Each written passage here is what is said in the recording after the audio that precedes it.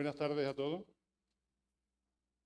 La Real Academia de Medicina y Cirugía de Sevilla nació en 1700 como Regia Sociedad de Medicina y demás Ciencias, para sustituir el cerrado dogmatismo de los médicos galenistas de la entonces arcaica universidad, por el conocimiento abierto, observacional y experimental de los que fueron llamados médicos novatores. Y conviene no olvidar que este debe ser siempre su destino y su sino.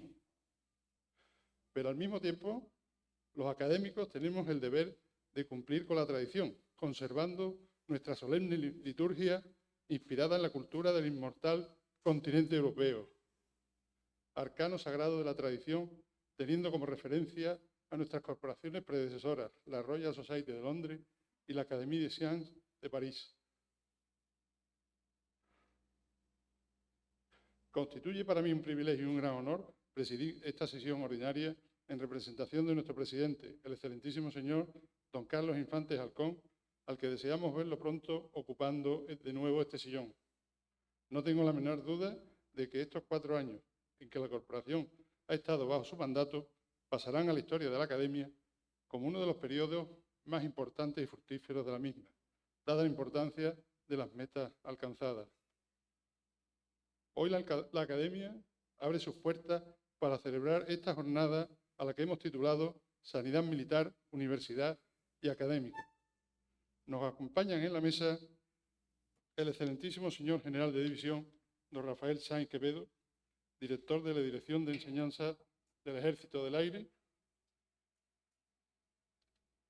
el señor teniente coronel médico, don Jesús Manuel Gordon Llanes, jefe de asistencia sanitaria de la 4ª Zona de la Guardia Civil de Andalucía, y a mi lado está el ilustrísimo señor académico, don Alberto García Perla, que dirigirá el posterior coloquio. Es cierto que en los últimos años hemos celebrado varios actos académicos que han tenido como conferenciantes a diversas personalidades de la carrera militar.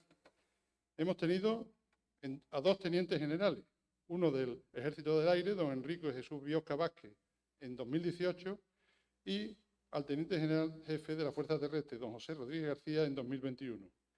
Y hemos tenido hasta 3 directores de la Guardia Civil en 2019, en 2021 y en 2022, dando conferencias.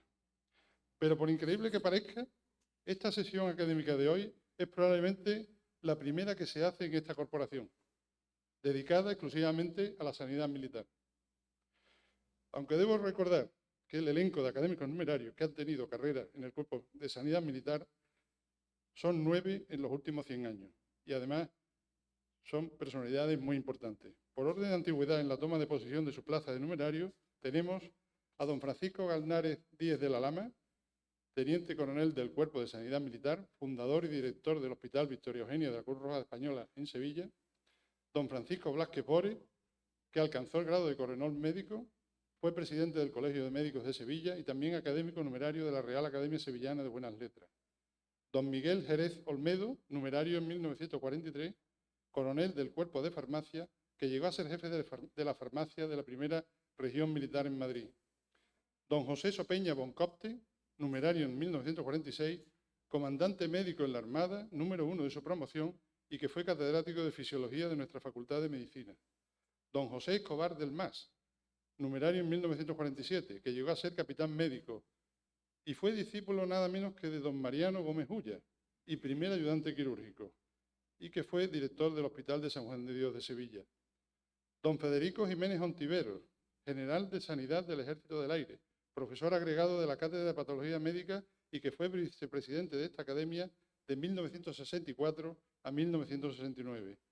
Don José María Cañadas Bueno, numerario en 1966, obtuvo en 1919 el número 1 de las oposiciones al Cuerpo de Sanidad de la Armada, distinguido con varias cruces, y que fue catedrático de Anatomía de nuestra facultad. Don José Arriaga Cantullera, numerario en 1972, general médico del Ejército del Aire, director del Hospital Militar de Sevilla en 1964 y prestigioso oftalmólogo en nuestra ciudad. Don Francisco Javier Los Certales Fontella, numerario en 1974, alcanzó el grado de coronel de Sanidad Militar y fue jefe del Servicio de Cirugía del Hospital Militar de Sevilla.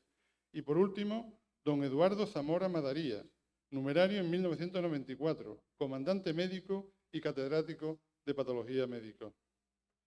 Y hecha esta breve introducción histórica, paso a presentarle a nuestro primer ponente, el doctor don Francisco López Bernal, que nos hablará de la influencia de la sanidad militar en la Real Academia de Medicina de Sevilla, centrándose en la época del siglo XVIII. El doctor López Bernal ha sido el impulsor de esta sesión académica y, como tendrán ocasión de comprobar, es un verdadero entusiasta de la historia de la medicina. Es doctor por la Universidad de Sevilla y especialista en cirugía general y del aparato digestivo, ejerciendo actualmente en la unidad de cirugía esofagogástrica y bariátrica del Hospital Virgen del Rocío de Sevilla. Es también profesor asociado del Departamento de Cirugía de la Facultad de Medicina. Y hay que destacar que es alférez médico reservista voluntario. En su servicio como tal ha sido activado fundamentalmente en el Centro Médico del Mando Aéreo General del Acuartelamiento de Tablada. Así que tiene usted la palabra, doctor López Bernal.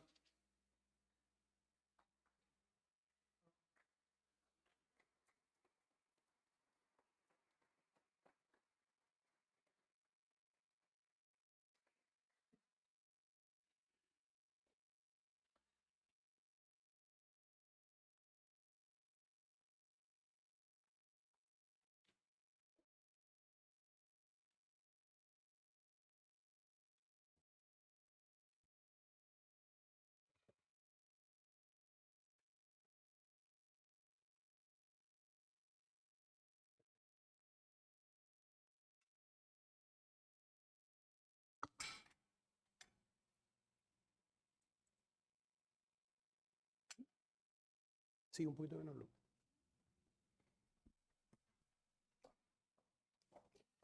Con la venia del ilustrísimo señor bibliotecario que preside esta noche tan aciaga este acto, la verdad es que para mí es un verdadero orgullo y placer estar aquí en esta que ha sido mi casa invitada durante casi 30 años, porque recuerdo la primera vez que vine aquí, en la Real Academia de Medicina, de manos de un académico que todos conocen, que era el doctor Salvador Morales, en un curso de doctorado.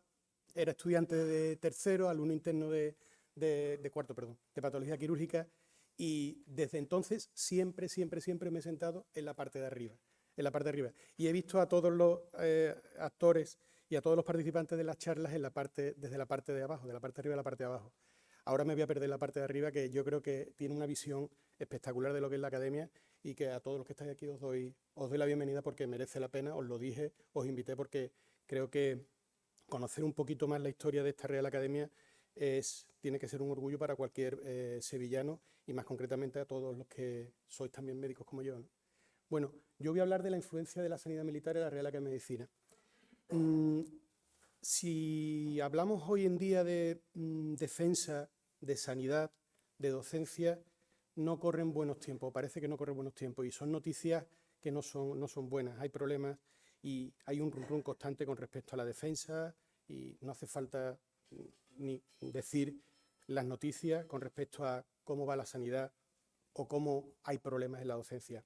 Pero sí es verdad que docencia, sanidad y defensa tienen una unión, y la unión realmente de docencia, sanidad y defensa quizás sea una que no es otra que la vocación de servicio. Yo creo que un docente, un sanitario, un militar, que tenemos aquí a un mando, a la cual le doy hoy también las buenas noches, pues es una vocación fundamentalmente de servicio. Y este servicio tenemos que darle importancia, porque realmente son pilares de la sociedad, y nos tenemos que cuidar. Entonces esta charla es un poco, nos vamos a cuidar entre nosotros, y después ya intentaremos también que nos cuiden un poco a nosotros. Reflejar la influencia de la sanidad militar en la Academia de Medicina en 100 años es bastante complejo, pero bueno, pasaremos a...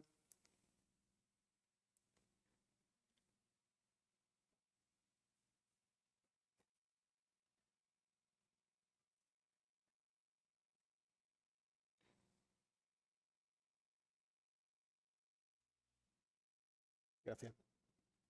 Intentaremos ser breve, como comentó el doctor Domingo Rodiño. Estos ojos azules que ven aquí no son otros que Felipe V. Felipe V es quizás uno de los primeros, o el promotor fundamental, de que esta regia sociedad se desarrollara. En estos 100 años primero de la sociedad, como veremos, hay muchos cambios.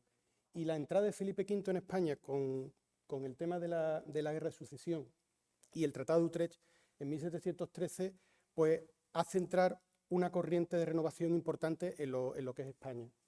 Como ven, este es el mapa de España, en el cual vemos que después del Tratado de Utrecht nos quedamos un poco desvalidos porque perdemos Gibraltar, perdemos Menorca, hay una influencia grande entre Inglaterra y prácticamente todas las posesiones que tenía España en Italia se están perdiendo. Pero sí es verdad que cuando viene a España, uno de los motes, entre comillas, que le ponen al rey es el animoso. Él trae consigo, durante su mandato, durante su reinado, trae consigo a grandes estadistas, trae consigo a personas importantes, entre las que destacaríamos a Patiño como intendente general de la Marina, nacido en Milán, un italiano, y posteriormente a su discípulo Zenón de Somovedilla, marqués de la Ensenada, que fundamentalmente tratarán de renovar todo lo que es el ejercicio del ejército y de otras actividades, como ya veremos. La influencia realmente del nuevo monarca de este nuevo reino sobre España está basada fundamentalmente en Francia. Y curiosamente se trae a la corte cirujanos franceses. Este es el caso de Jean-Baptiste Layendré, primer cirujano católico del rey Felipe V, que Dios guarde, y presidente del nuevo Tribunal de la Cirugía. Y es curioso, ya se ve en el escudo de armas de Layendré, ya se vislumbra lo que es el espíritu de la Ilustración. Sácalas a la luz, como para ti hagas, para otros, fundamentalmente. O sea, todo lo que el avance científico tiene que desarrollarse. También Layendré traerá a Blas Beaumont, otro francés, y aquí tenemos una figura importante dentro de la Academia de Medicina, como es Cervi. Cervi es un italiano, médico de la reina, que gracias a su labor y a su patrocinio promocionará y dará alas a esta sociedad que ya veremos cómo se va desarrollando. ¿Cuál era la situación de la medicina en España antes de Felipe V? Pues queda bien reflejada en esta imagen, una imagen que está realizada con inteligencia artificial, en la cual vemos fundamentalmente una cirugía quizás arcaica, una cirugía aislada, una cirugía estancada, una medicina que está anclada en la Edad Media, quizás poco científica, muy artesanal y con baja cualificación. Tanto es así que Quevedo comentaba en una de sus obras: ¿tú sabes qué es medicina? Sangrar ayer, purgar hoy, mañana ventosas secas, y ese otro, Kire Leison. O como decía su oponente Góngora, que sea médico más grave quien más aforismos sabe. No tenían buen predicamento los médicos y tampoco tenían buen predicamento los cirujanos. De hecho, en esta obra de 1690 de José Gasola, un médico veronés que se llama Il mundo engañato di falsi medici, el mundo engañado de falsos médicos, él comenta estas dos frases: es preferible estar sin médico alguno que carecer de uno bueno. A lo mejor muchas veces incluso podría ser hasta actual, ¿no? O manos homicidas con guantes de Esculapio. Con lo cual, no tenía buen predicamento la medicina, no lo tenía a finales del 17, principios del 18.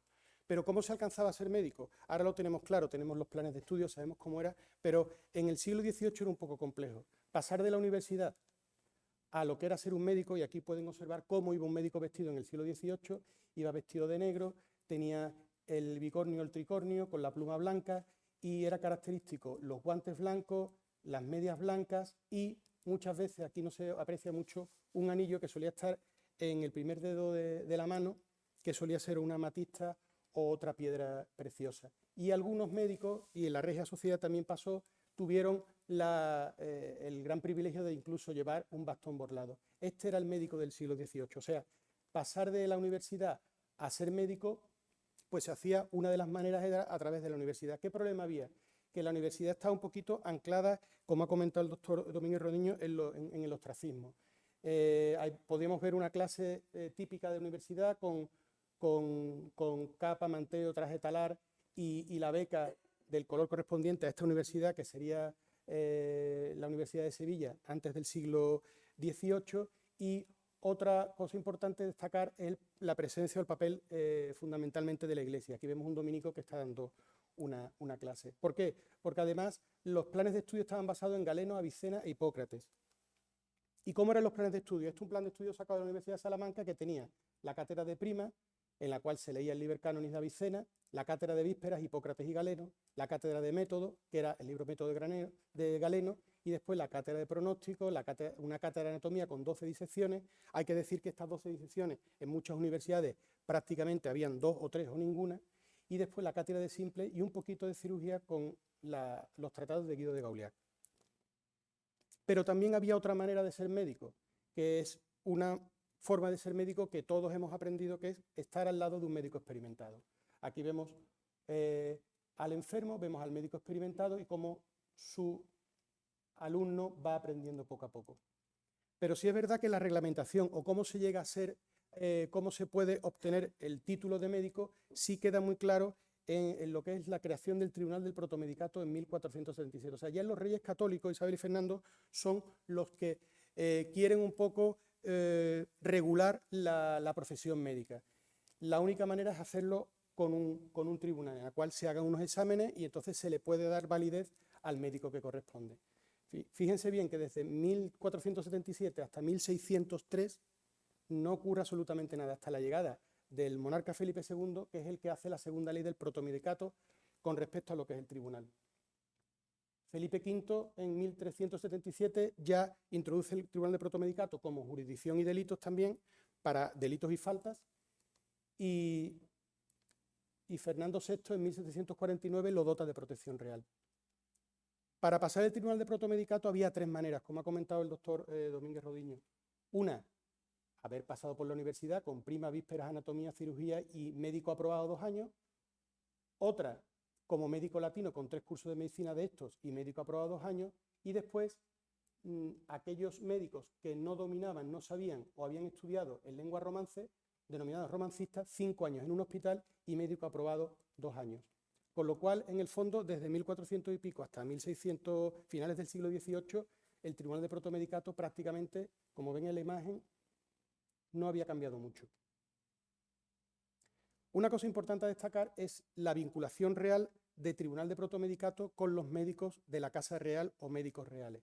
En este caso, como han visto, Cervi fue presidente del Tribunal de Protomedicato de 1720 al 46, fundamentado en ser el médico de la reina. ¿Y cuál es la situación de la medicina en Sevilla? Bueno, aquí tenemos una ampliación del mapa de Olavide, en el cual vemos que, como siempre, pues efectivamente Sevilla siempre ha tenido 3 o 4 hospitales. Ahora actualmente es Virgen del Rocío, Macarena, Balmes, tenemos el Militar y tenemos otro. Y sí, en aquella época sí también había 2 hospitales.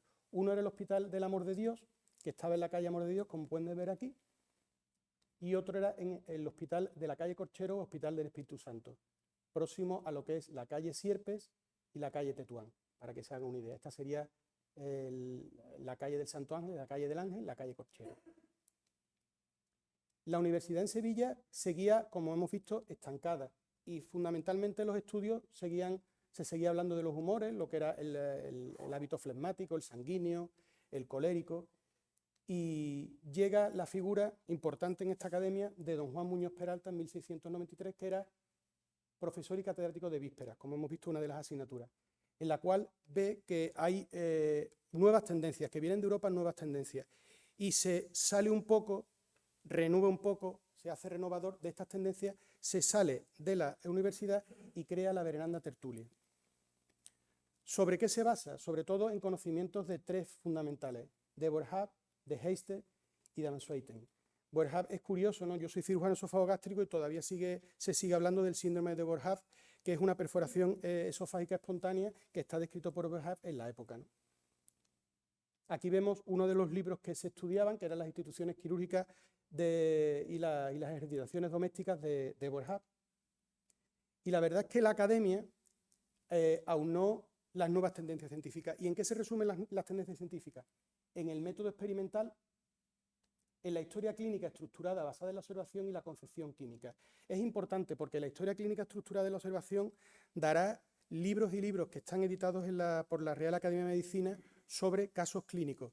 Se cambia el paradigma médico y empezamos a lo que es a ver en sí el caso clínico. La historia clínica tiene su origen en esta época.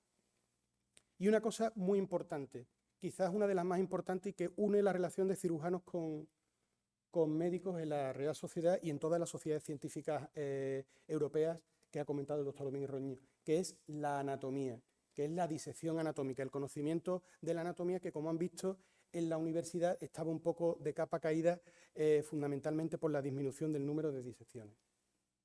De hecho, la Real Sociedad Médica de Sevilla pues, pone carteles por toda Sevilla con respecto a sus cursos académicos. En la Real Sociedad de Medicina de Sevilla se da principio al curso Anatomía Completa, cuyas lecciones serán los martes, viernes de cada semana, y aquí viene el día que empieza, el día que acaba. Eran carteles que simplemente se ponía a mano y se hacían. Otro cartel de anatomía. Aquí vemos dentro del plano de Olavide dónde estaría situada la primera reunión, la primera sede de la Regia Sociedad en la calle San Isidoro. Está en la casa de Juan Muñoz Peralta, tomada de la web de la Academia. Y empieza lo que hemos dicho, el espíritu renovador. Dentro de las décimas quizás podíamos leer aquí, oponiéndose contrarios a las falsas opiniones, aplicando acusaciones para que el morbo letal, convencido por venial, se modere sus pasiones, ¿no? O sea, hay una defensa a este tipo de entender la medicina y de renovación de la medicina. Quizás yo diría que la sociedad médica, la Real Academia de Medicina, siempre se ha caracterizado, no ha habido tanta confrontación como todos pensamos. En el fondo, los académicos antiguos unieron esfuerzos también con los catedráticos de la universidad, aunque tuvieron sus más y sus menos, pero quizás al final se fue renovando, yo creo que de una manera paulatina y bastante importante. Aquí ven lo que les he comentado, una disertación médica con todas las disertaciones, ¿no? Con respecto a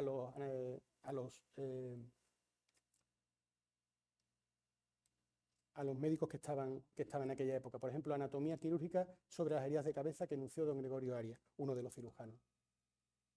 La sociedad, la verdad es que dentro del organigrama tenía 12 médicos socios y eran solo 4 cirujanos, y sí, como he comentado anteriormente, entra Cervi por el tema de los 2 médicos honorarios de la Real Cámara y los cirujanos honorarios de la Real Familia. Aquí vemos todos los presidentes que tienen y todos, entre los cuales destacamos algunos cirujanos, como veremos después.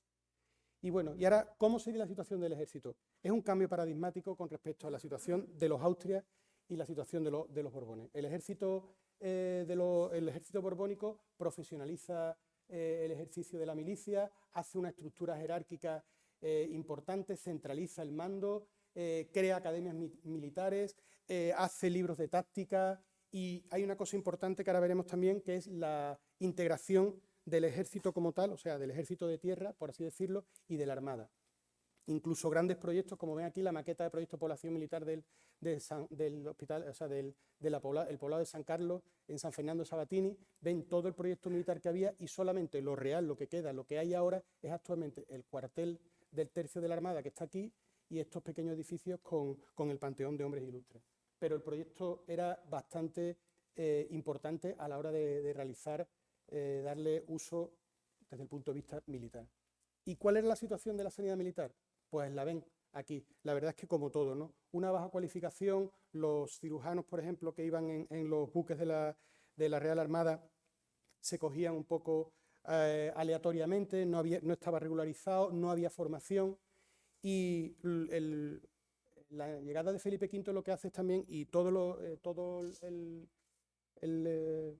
la dinastía borbónica es, como he dicho, estructural. Y aquí ya aparece, dentro de la plana mayor del ejército, aparece la figura del cirujano mayor con el cobro, 46 ducados. El coronel cobraba 140, el teniente coronel 124, así sucesivamente hasta el tambor mayor, y aquí la figura debajo del capellán del cirujano mayor. Como ven, se estructura también, como hemos dicho, los rangos militares, se potencian los hospitales. Aquí vemos el Hospital Real de Cádiz en una fotografía, y aquí una recreación por inteligencia artificial de cómo era, con un hospital de grandes dimensiones y para atender a toda la población militar que había. Fachada norte. ¿Qué pasaba con los cirujanos militares en la Regia Sociedad anteriores a 1748? Digo 1748 porque es en la fecha en la que se crea el Real Colegio de Cirujanos de Cádiz. Pues ya tenemos uno. En este opúsculo historial anatómico físico-mecánico, quirúrgico, práctico de heridas, aparece su autor, que es don Gregorio Arias, que ya comenta que es cirujano de la Real Armada de Nuestro Señor y del número de la Regia Sociedad. Ya tenemos un primer cirujano, en el cual en el opúsculo habla de las heridas generales, habla de las señales peligrosas de la cabeza, de los presagios de vida y de los presagios de muerte, entre muchos, ¿no? Y él se presenta y dice, así con el estudio como con la práctica observación de 30 años, habiendo principiado en el de 18, con la honra de servir al rey nuestro señor Felipe V en los navíos de la Real Armada que envió a Sicilia. Esto fue una misión que se hizo posteriormente contra la Cuádruple Alianza, en la cual no me voy a meter, pero ya había cirujanos militares que estaban ya destinados y estaban armados. Patiño, como he dicho anteriormente, el intendente general de la Marina, nombra al primer cirujano, que es Ambrosio de Glebet, pero Ambrosio de Glebet realmente es un religioso que dura poco. Como ven, he dicho anteriormente, médico cirujano de la Orden de San Juan de Dios, que ya estaba también aquí adscrito a la Academia. Posteriormente, 10 años más tarde, Patiño y Felipe V nombran a Juan Lacomba como cirujano mayor de la Armada, el cargo máximo de cirugía mayor. Aquí vemos una imagen de Juan Lacomba y, independientemente de la trayectoria de Juan Lacomba, nos vamos a parar y vamos a ir a una figura importante que es Virgili dentro de la creación del Colegio de Cirujanos de Cádiz. Virgili era un cirujano catalán que inicia la formación en Montpellier de 1716 a 1723 y posteriormente realiza una formación más importante en París con Lebret del 16 al 23. ¿Qué pasa con Virgili? Virgili, una vez hecha toda esta formación, pasa como cirujano del Regimiento de Caballería de Alcántara en el 24 y aquí es donde se une con nuestro protagonista, que es Juan Lacomba. En el sitio de Gibraltar se conocen Virgili y Juan Lacomba le propone la creación de un colegio de cirujanos y que se venga con él, que cambie del regimiento que tenía de caballería, que cambie a la Armada, hacer un cambio de cuerpo para iniciar esa empresa. Y Virgili lo acepta y en el 1728 lo que hace, inicia viajes navales, porque no tenía experiencia realmente desde el punto de vista de sanidad militar naval. Otro acto importante es 1729. 1729 es la entrada de Felipe V y su familia en la ciudad de Sevilla. Durante 5 años la corte se traslada a Sevilla por varios motivos. Algunos historiadores dicen que es porque se había perdido mucho con respecto a todo lo que era la jurisprudencia de India. Otros autores dicen que porque le venía bien al rey por sus problemas de salud. Pero sí es verdad que en ese periodo de 1729 y esos 5 años la corte está aquí.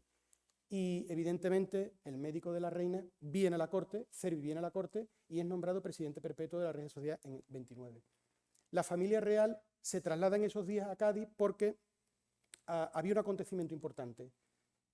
Manuel López Pintado, que fue almirante de la flota de Indias, comandante de galeones, jefe de la escuadra, traía una flota, venía la flota de América con toda la parafernalia y toda cargada de especies, cargada de plata, cargada de oro, y el rey viene a recibir a Manuel López Pintado. Dentro de la flota que traía Manuel López Pintado aparece otro personaje importante, como es Gaspar de Pellicer. Cervi presenta al rey a Gaspar de Pellicer, se presentan Gaspar de Pellicer a Cervi y entablan también una relación. Con lo cual, en el 31 de abril del 29, Gaspar de Pellicer pide ser socio de la Regia Sociedad. Precisamente en el 30, el cirujano mayor también, Juan Lacomba, pide la solicitud en la Regia Sociedad.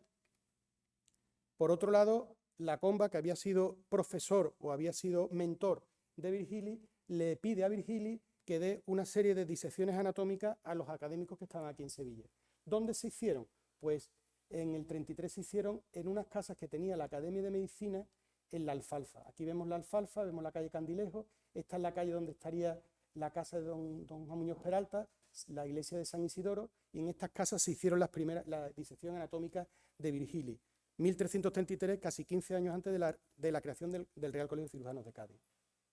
El mismo Pellicer da una una demostración sobre cadáver en el 36, en la cual incluso, aunque se ve mal, dentro de los archivos históricos del Real Colegio de Cirugía de Cádiz, se puede ver cómo, aquí la palabra Sevilla, ¿no? Se le da permiso para venir a Sevilla a hacer esta demostración. Y en las demostraciones cuenta cosas que pasan y ocurren en el Hospital de Cádiz, ¿no? Juan Galme, grumete del navío nombrado en León, vino a este Hospital Real de Cádiz el día 12 de febrero de este presente año, tras haberse caído en la bodega del citado navío, la cual era de figura triangular, tuvo una lesión, habla de lesiones que ocurren. Oeste de Antonio Seco, paje del navío San Isidro, de 14 años de edad, que habiendo recibido un golpe en la parte lateral derecha correspondiente al inferior parietal y superior del petroso, o sea, bastante bien definido lo que es una historia clínica,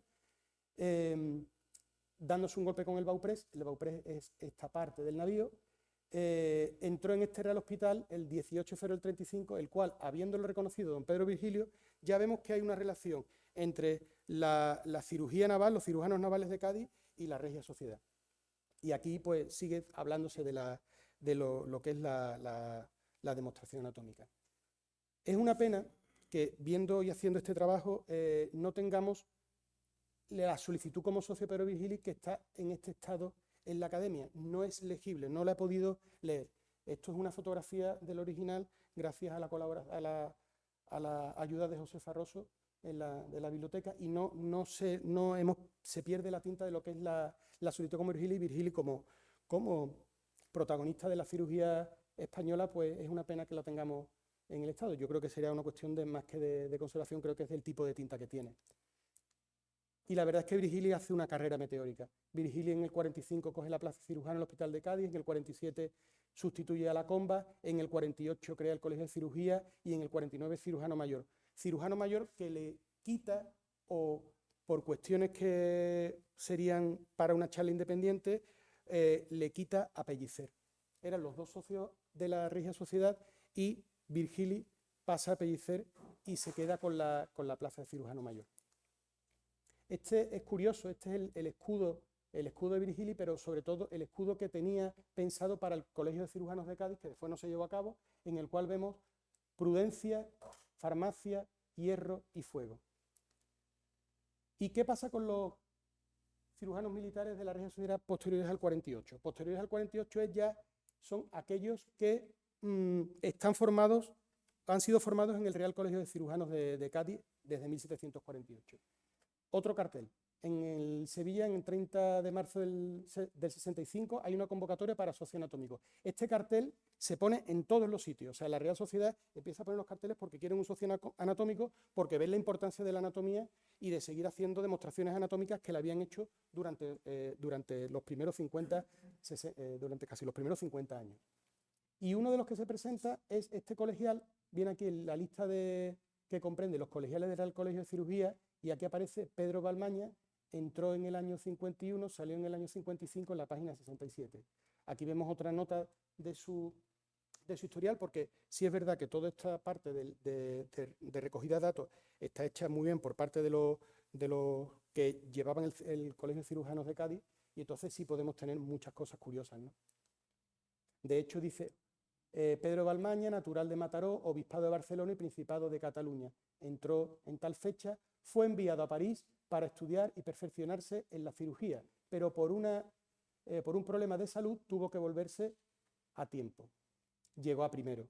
Efectivamente, otro interés de Virgili, que había estado en Francia, otro interés también de la academia, es las relaciones internacionales. Ya en 1700 ya había rotatorios externos, o sea, ya todos los que se formaban había una ilusión y unas ganas porque fueran a formarse fuera del país. Aquí vemos también a otra memorial de Pedro de Balmaña, y aquí vemos cómo llega a cirujano de primera clase.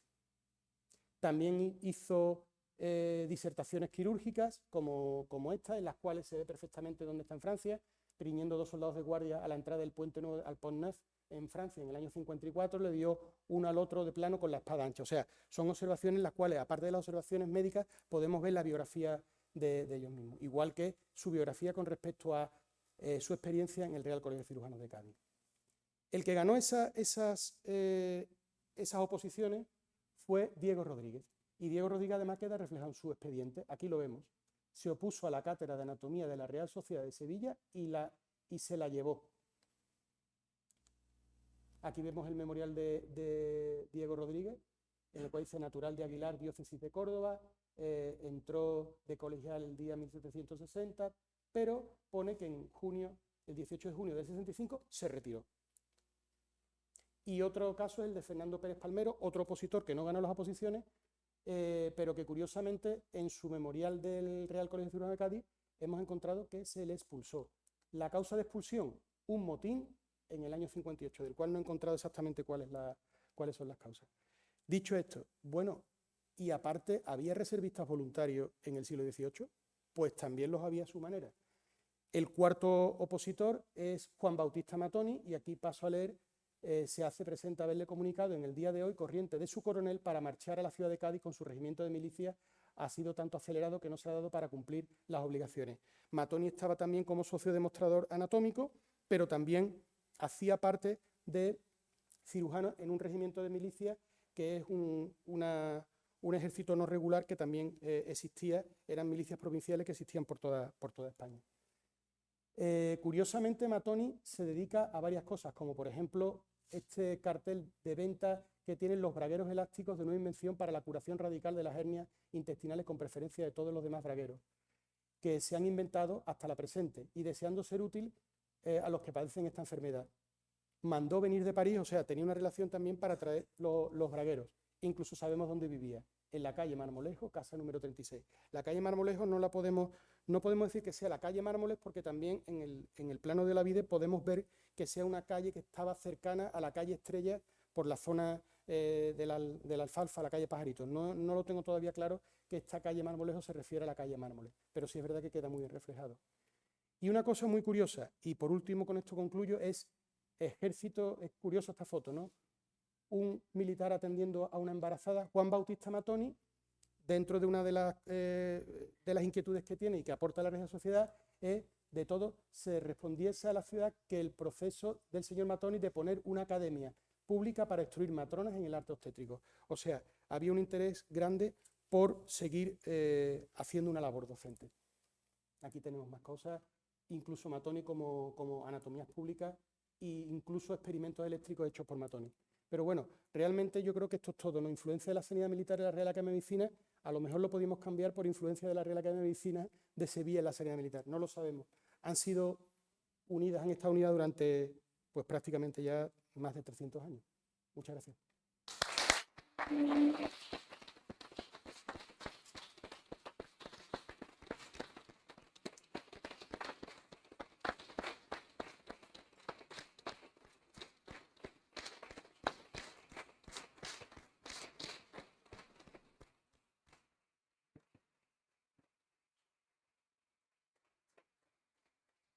Muchísimas gracias, doctor López Bernal. Hemos comprobado que tiene unos conocimientos de historia de la medicina y de la Real Sociedad increíbles. Habrá que aprovecharlos en el futuro, ¿eh? Bueno, y a continuación voy a pasar yo al atril de ahí porque voy a sustituir al doctor Dorado Cañas.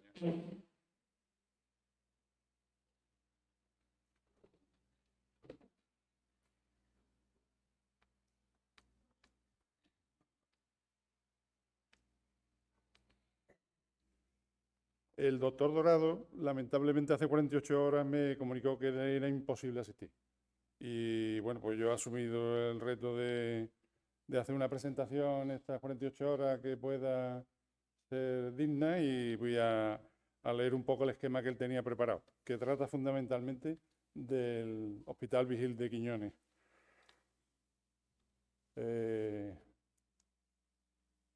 Antes del Vigil, del Hospital de la Legión al Queipo de Llano, 1937-1980. El antecedente inmediato del complejo sanitario y militar sevillano nace al calor de la Guerra Civil. Hospital de la Legión primero, Hospital Militar Queipo de Llano después, bajo la sanidad militar del Ejército, para atender a la región militar sur. A las afueras de la ciudad, en pabellones, creció y se modernizó durante décadas en clave eminentemente castrense. Aquella traza dispersa, operativa para tiempos de campaña, menos amigable para la asistencia moderna, dejó una impronta, la de un hospital hecho para la urgencia y la evacuación, más que para la gran cirugía programada. El salto de escala, el nuevo hospital, 1980. El viernes 27 de junio de 1980 se inaugura el nuevo edificio hospitalario militar en la avenida de Jerez, en la carretera de Cádiz, con vocación de gran complejo sanitario.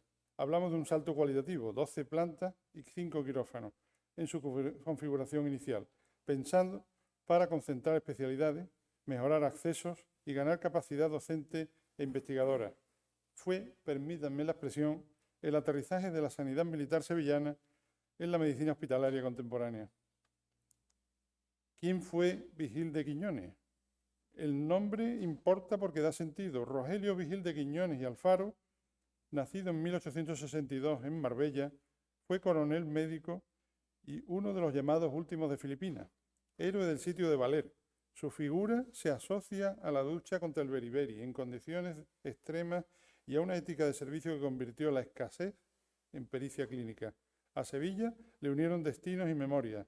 Por eso, en 1998, el Hospital Militar recibió oficialmente su nombre y se le erigió un busto, que actualmente está en el Ministerio de Defensa.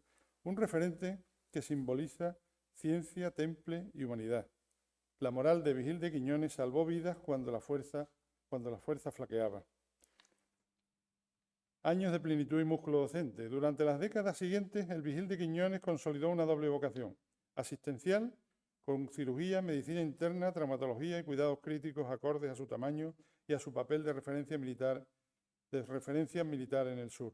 Docente, comunidad docente vinculada a la universidad y a las escuelas de especialidad, integrando prácticas clínicas y cultura operativa, triaje, evacuación, control de daños, con método académico y evaluación.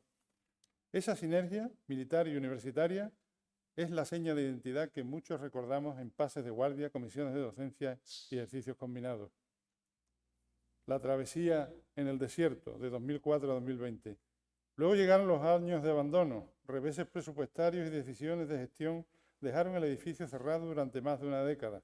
Hubo expolio, deterioro y desencanto, una historia de disparate, en palabras de la prensa local. Cada año que pasaba sin proyecto ni inversión, el hospital se alejaba de su misión natural y con él se deshilachaba la memoria de su escuela. La reapertura en la pandemia y las 4 inauguraciones de 2021 a 2023. La pandemia de COVID-19 actuó como catalizador. El 1 de febrero de 2021, el centro reabrió de forma parcial para aliviar la presión asistencial. En los meses siguientes se fueron habilitando servicios y plantas, hasta una inauguración definitiva, entre comillas, el 20 de marzo de 2023, tras una inversión millonaria de la Junta. Aquella reapertura rescató la función sanitaria del edificio y también su potencial docente y logístico para emergencias. Identidad y controversia, del Vigil de Quiñones al Muñoz Cariñano, en 2024. En 2024 se decidió rebautizar el hospital como Dr. Muñoz Cariñano, en honor al otorrinolaringólogo militar sevillano asesinado por ETA en 2000. La familia de Vigil de Quiñones mostró su desacuerdo y recurrió a la decisión, recordando que el nombre original respondía a méritos médicos y militares, ampliamente reconocidos. Más allá de las razones, todas respetables, el debate nos recuerda que los nombres en los edificios sanitarios no son cosméticas, son lecciones de historia viva. Presente incierto, UCI intermitente, dependencia funcional de 2024 a 2025. Pese a la inversión, el hospital ha mostrado intermitencias en su UCI y dependencia funcional de Virgen del Rocío, sin presupuesto ni plantilla verdaderamente propios. En abril de 2025, la UCI volvió a cerrarse temporalmente por optimización de recursos, reabriendo solo de forma parcial y con limitaciones. En agosto de 2025, seguían las críticas de profesionales y sindicatos por la falta de planificación. Es una tensión no resuelta entre infraestructuras disponibles y modelo de gestión. Lo que no se debe perder, su misión militar, universitaria y civil. Más allá de rótulos y coyunturas, hay 3 misiones que este hospital no puede abandonar. Primero, sanitaria operativa, trauma, cuidados críticos, apoyo a las emergencias civiles, evacuación aeromédica y cadena logística sanitaria. Segundo, docente investigadora, mantener viva la unidad docente, pre y posgrado, con simulación de alta fidelidad, doctrina de control de daños y líneas de telemedicina, táctica, epidemiología operativa y salud mental del desplegado. Tercero, interoperabilidad, entrenar y trabajar con Virgen del Rocío y el resto de la red, con protocolos conjuntos que conviertan cada evento crítico en conocimiento. Así lo facilita la ubicación y la disponibilidad de espacios docentes en la propia avenida de Jerez. La persona que le dio nombre, un espejo para el futuro. Permítanme volver a Vigil de Quiñones, médico de campaña, oficial de sanidad, humanista práctico. En Valer demostró que ciencia y carácter sostienen vidas cuando la logística falla. Por eso su figura fue y sigue siendo un norte para la sanidad militar y civil. Preservar su memoria no es solo justicia histórica, es cultura de servicio para los que hoy visten bata o uniforme. En un hospital militar, disciplina significa protocolo, checklist y entrenamiento que protegen al paciente y al equipo. 3 lecciones estratégicas de esta historia. Identidad. Un hospital militar universitario no es un edificio, es una capacidad. Nombres y símbolos guían comportamientos. Continuidad. De 1937 a 1980 y de 1980 a hoy día, cada relevo de instalaciones exigió visión y recursos. Las pausas largas se pagan en talento perdido. Y gobernanza. Sin plantilla y presupuestos propios, la asistencia y la docencia quedan a merced de coyunturas. La interoperabilidad es buena, la dilución no. Muchas gracias por su atención.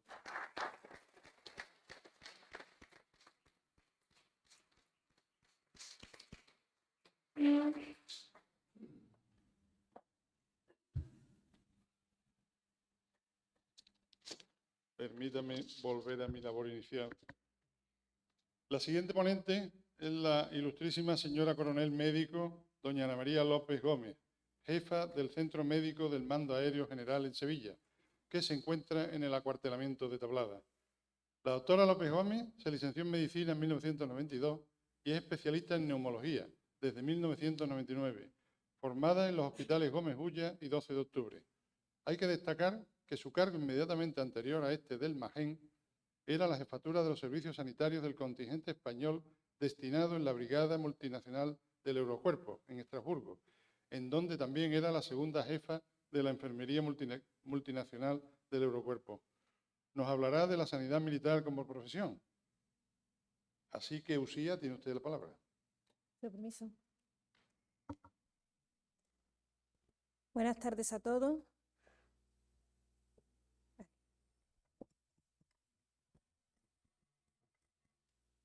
Es para mí un honor estar hoy aquí en este foro en el que de alguna manera vengo a manifestar lo que es un ejemplo vivo de lo que es la sanidad militar en nuestros días.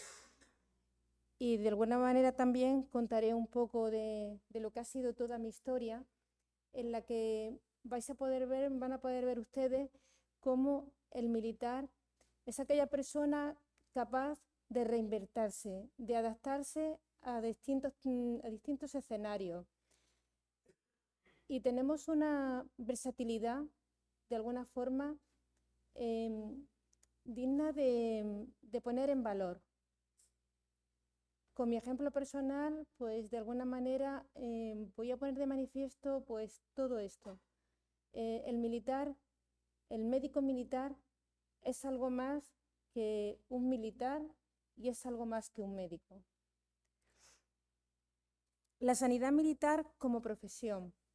Esta era mi primera diapositiva, en la introducción. Y era el título que me habían dicho mi compañero aquí, el doctor Bernal. ¿Qué pasa?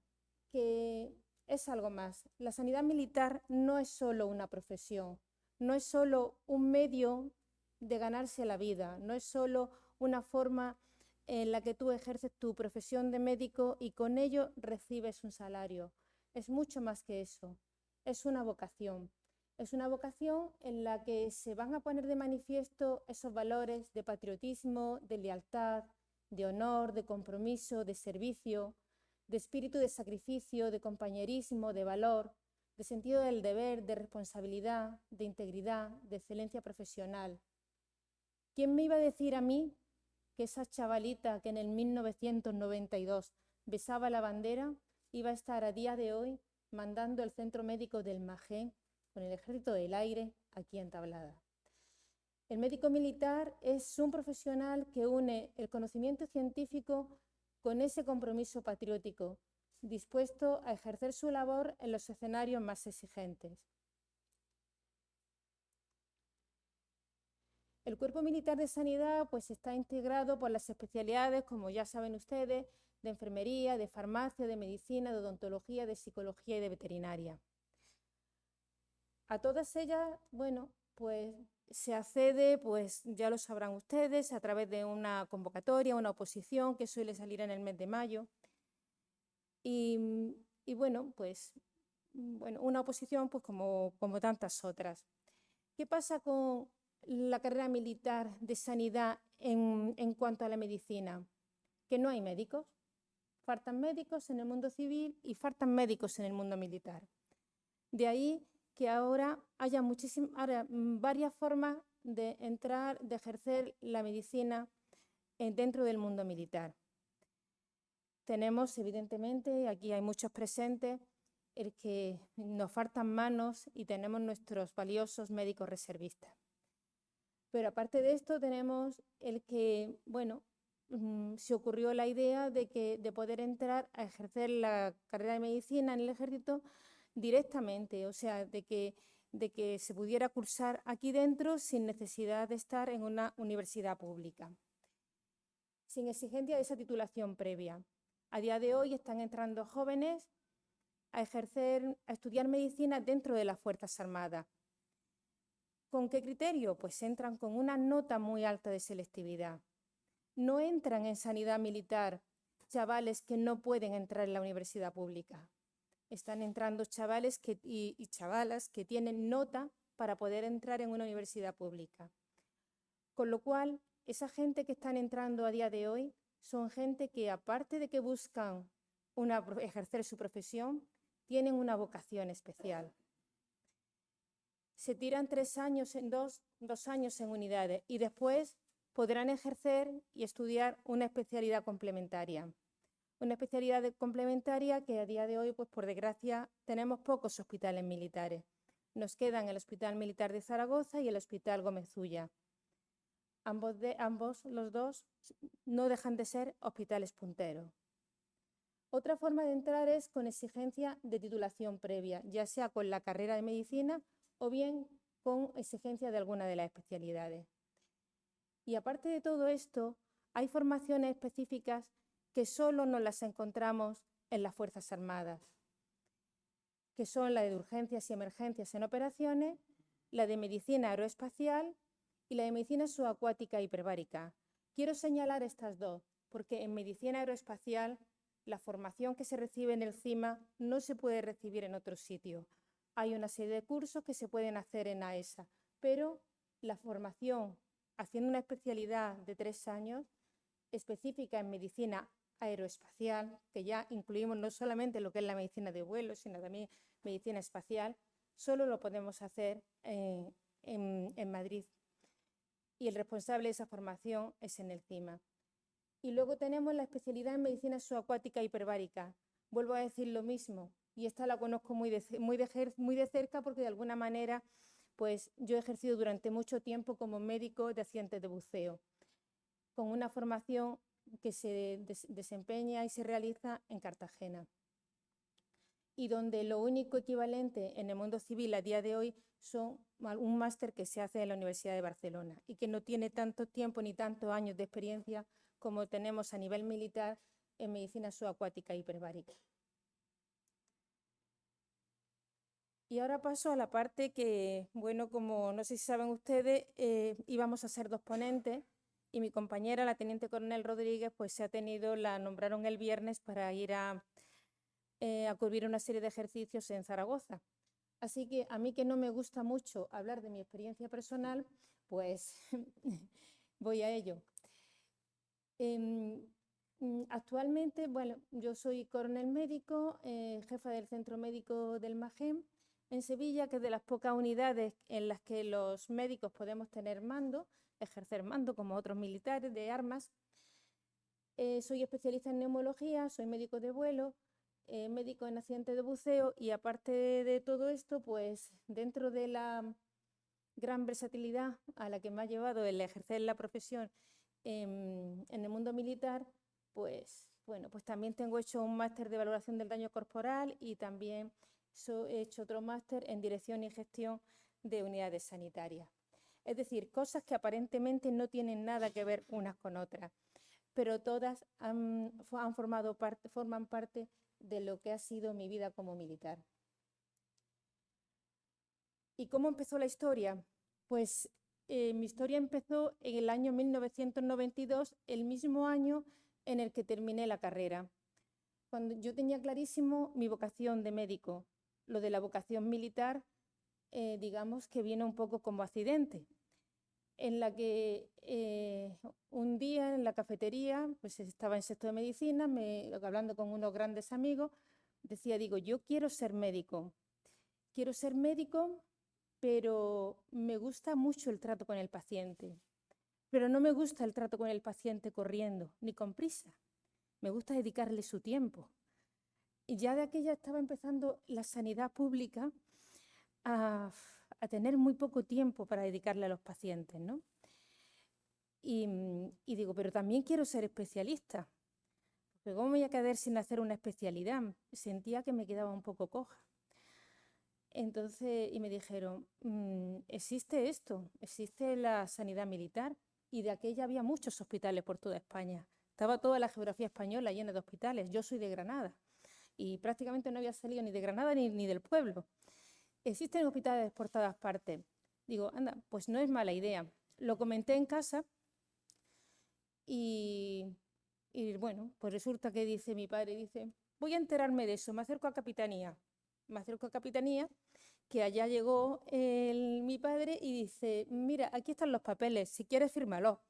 Pues vale, que yo estaba en sexto de medicina.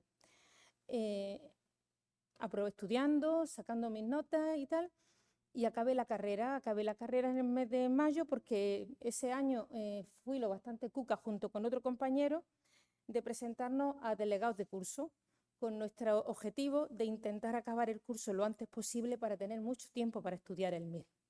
Entonces, bueno, pues así ocurrió.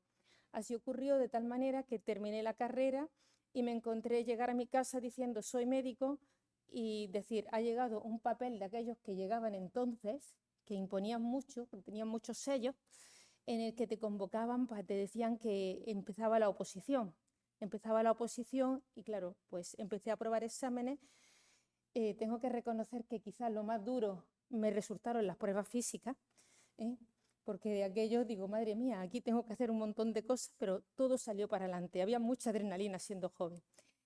Y me encontré pues esto, jurando bandera el mismo año que terminaba la carrera y sin saber qué me deparaba el destino. ¿Qué me deparaba el destino? Que tengo que reconocer que después de casi 30 años ejerciendo como médico militar, he descubierto de que no solo he ejercido una profesión, sino que he desarrollado una gran vocación por el mundo militar en todos los aspectos. Y he tenido la gran suerte de trabajar, como contaré ahora después, en todos los ejércitos, en defensa, un destino en el extranjero, y me faltaría coronarme con un destino en la Guardia Civil, que es lo que me queda. ¿Vale? Bueno, pues esta chavala de 23, 24 años que juraba bandera, pues es la que tienen a día de hoy presente, con el mismo amor y a la patria que tiene incluso más de lo que tenía en aquel momento. Bien, pues pasé por muchos destinos que ahí están en distintos colores. Empecé por un destino en un grupo de artillería antiaérea en tierra en Mérida. Pues vale, pues nos vamos para Mérida. Cuando llevo un mes allí bueno, me dicen que había una norma por la que había una serie de destinos que había que cubrir sí o sí, y te sacaban de tu destino para ir un año forzoso a otro destino. Me correspondía irme a la 31 Escuadrilla de Escoltas en Ferrol, con los barcos, con la Armada. Me llaman de defensa y me dicen, bueno, hay otro destino en el Ejército de Tierra, que le corresponde a un compañero tuyo. Si queréis cambiar, porque los barcos no están acondicionados para las mujeres. Aquello me chirrió. Y yo, ¿y qué más da? Digo, yo me voy con los barcos como estén. Bueno, pues allá que me fui con los barcos como estaban. Los barcos estaban muy bien, me trataron muy bien. O sea, fue una experiencia dura, porque lo es, porque era la primera mujer que aparecía en la 31 Escuadrilla de Escoltas en Ferrol, con la Armada, una andaluza en Galicia, donde llueve, pero no tengo nada que objetar. Fue una buena experiencia. Con la Armada hice dos misiones, que ahora contaré un poquito más adelante, alguna batallita, para hacerle la tarde un poco más amena. De ahí no se me quedaba el gusanillo de que yo quería hacer especialidad. Quería hacer especialidad, ¿y dónde se hacen las especialidades? En Madrid. Bueno, pues intentamos un destino tranquilo, donde acercándome a Madrid para poder estudiar, para poder sacar, porque había que sacar otra oposición más para optar a la especialidad. Cogí un destino en Madrid y después otra batallita entre el medio, que ya la contaré, y me voy a Madrid a hacer mi especialidad. Ejerzo la especialidad, estudié durante 4 años la especialidad de neumología en el Gómez Ulla y rotando en el 12 de octubre. Experiencias increíbles, porque esta simbiosis del mundo militar y del mundo civil es enriquecedora, es increíble y digamos que es maravillosa. Terminas siendo neumóloga y piensas que es lo normal. El hospital más grande está en Madrid. Yo soy neumóloga, me he casado con un marino. Creo que lo más navegable de toda España parece ser que es el Manzanares, porque la mayoría de los marinos están en Madrid o terminan en Madrid. Pues tú haces tus cálculos y tus ideas y dices, bueno, me imagino que cuando acabe la especialidad, tengo mi casa en Madrid, mi marido terminará en Madrid, tengo una niña ya madrileña. Bueno, pues te dicen los mandos, va a ser que no. Tenemos que cubrir Cartagena. Bueno, pero ya me había aprendido eso de la lealtad, la obediencia, pues, bueno, pues para Cartagena. Y allá me fui, al Hospital Naval de Cartagena. Otra experiencia maravillosa, ¿eh? Otra experiencia maravillosa donde ejerces tu especialidad y en esto hay otro hándicap más. En los hospitales civiles normalmente suele haber un equipo.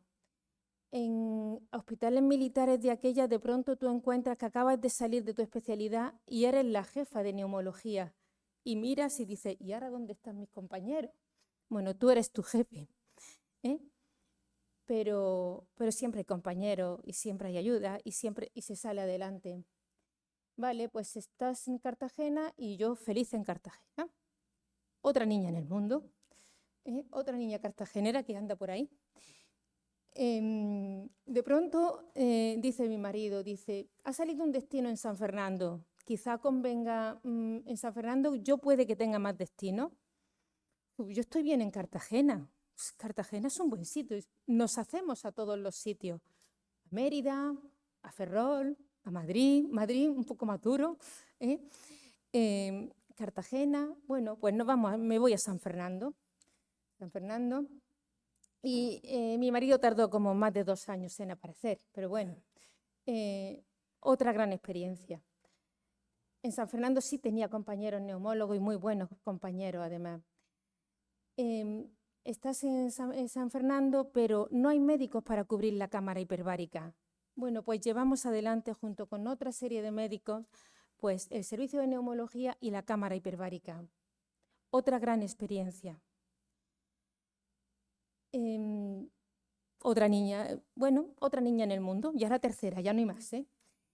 De pronto surge un destino de extranjero para mi marido, vale, nos vamos a Bélgica. Bueno, aquí ya pensamos en el bien de la familia. Ya eran muchos tumbos y dice, bueno, a lo mejor durante unos años, bueno, viene bien, nos vamos a Bélgica. Aquí yo me pedí una excedencia y me fui a Bélgica. A la vuelta, cuando se acaba la excedencia, ya no hay hospital, ya no está el de Cartagena, ya no está el de San Fernando. Pues otra vez toca reinventarse. Otra vez toca reinventarse y no pasa nada. Mientras tanto, había estudiado un poquito de inglés y un poquito de francés. Pues nada, un destino en la Jefatura de Apoyo Sanitario de la Bahía de Cádiz. Pero ya aquí no voy a hacer solamente de médico. Aquí toca trabajar en el Estado Mayor. Madre mía, yo no me podía haber imaginado que íbamos a terminar en un Estado Mayor. Bueno, pues allá estábamos en un Estado Mayor de la Armada, planificando guerras, operaciones, ejercicios, cosas que a veces piensa, Dios mío, ¿esto servirá para algo? ¿Servirá para algo hacer ejercicios que no son reales, en los que desempeñas, en los que estás planificando, haciendo un plan de bajas masivas? ¿Servirá para algo? A día de hoy y con lo que está y con todo lo que está ocurriendo, creo que va a servir que sí puede servir para algo. Si algún día pasan cosas, Dios no lo quiera, están escritas muchas cosas, ¿no? Y quizás pues haya alguien recurra, ¿qué se escribió en aquella época? No firmado por de aquella comandante o teniente coronel médico, sino firmado por el almirante que corresponda. Pero sí, todos estos ejercicios que se hacen y todas estas maniobras, pues claro que sirven para algo, sirven para tenernos preparados para poder servir a nuestra sociedad en lo que haga falta. Y dentro de todos esos planeamientos que se hacen, hay que hacer el planeamiento de sanidad, fundamental, fundamental. Muy bien, pues estando en la Bahía de Cádiz, de pronto surge un destino, llega mi enfermera, una de mis enfermeras, y dice, Ana, ¿a ti te gustaban las cosas del extranjero y tuviste buena experiencia? Ha salido una vacante en Estrasburgo. Y digo, ya, pero yo no creo que cumpla las condiciones. Dice, sí, creo que las cumple. Anda, pues bueno, pues lo pediremos también. Y otra experiencia maravillosa de lo que ha sido vivir, además, en un ambiente internacional, porque no estamos solos. Las Fuerzas Armadas no solo somos nosotros. Tenemos que ampliar los horizontes. Trabajamos en un equipo y trabajamos en un equipo en el que están implicadas también muchas naciones. Y se aprende mucho también cómo funciona la sanidad y los ejércitos en general de otros países aliados nuestros. Y sí, estaba de jefa de la Brigada Multinacional en la parte española, llevaba la parte asistencial, colaboraba mucho por la experiencia de Estado Mayor con el compañero que tenía en la parte de logística y en la parte de Estado Mayor, pero llegó el COVID.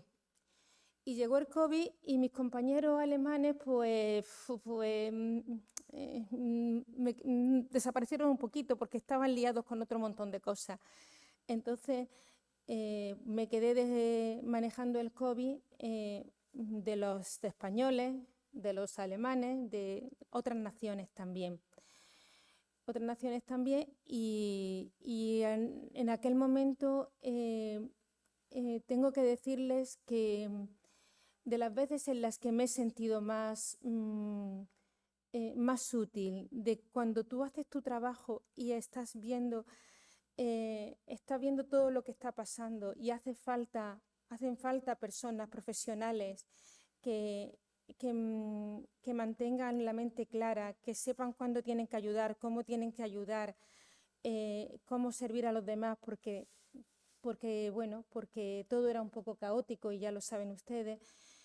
Y encima ya no eran solo los españoles, eran los alemanes, eran los belgas, eran compañeros españoles que estaban en países de alrededor que llamaban y decían, es que no sabemos qué hacer.